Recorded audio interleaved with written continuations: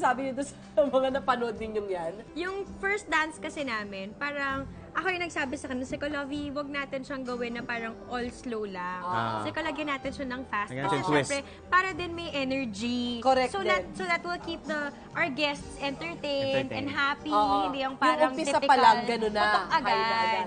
So yun, tapos yung dance nila, nung family, hindi talaga namin alam yun. Sino daw nagpakana nun? Si Kuya. Malamang si Kuya John. Kasi nga parang sabi na, yung toast namin, or yung pag-welcome namin sa kanila, we want to change it, na ganito yung gagawin. Yes. So parang may mga ilang times na nahuhuli ko sila, pero hindi ko alam. Kasi I would always hear that song in their house. Ano naman na reaction mo, nakita mo na parang, oh my God, totoo ba to? At pati ang aking parents-in-law. I know. Ay, Akala ko si Kuya John lang talaga. Yan. Then lumabas na sila Mimi, sila Rafi, sila Daddy, Carlo and Carlo. Kay. Lahat. Yung mga Na-surprise pinsan talaga ako. mo. Her Wow, cousin. lahat pala sila sasayaw. Cousins niya.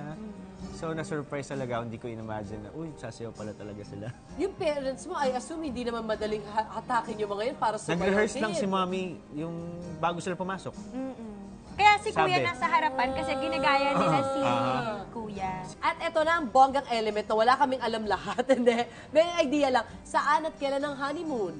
Kasi back to work ka na agad, Mars. Siguro by mga April, mga ganyan. Kapag hindi na masyado busy. Itatapat sa Holy Week, di ba, madam? Kailangan. Dapat. ano muna, inaayos mo muna yung destination ba? Sa Europe. Gusto namin sa Europe. So glad! Tapos na namin to! Tama yan.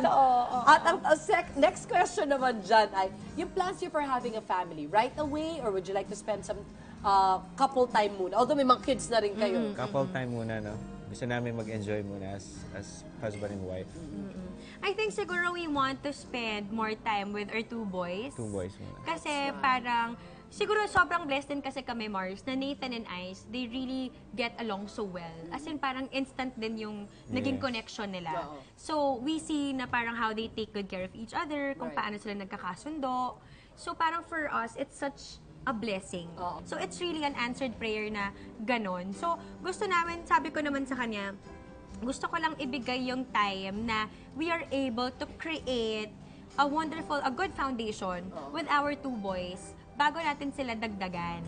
Para buong-buo tayo as a family bago tayo lumaki. Oh my gosh! Ako guys, sobrang thank you so much for sharing so much of your love life with us, di ba? Lalo na syempre family nyo naman kami, Mars.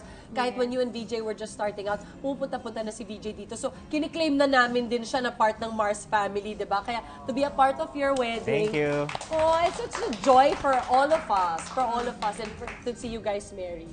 Oh, ito na nga.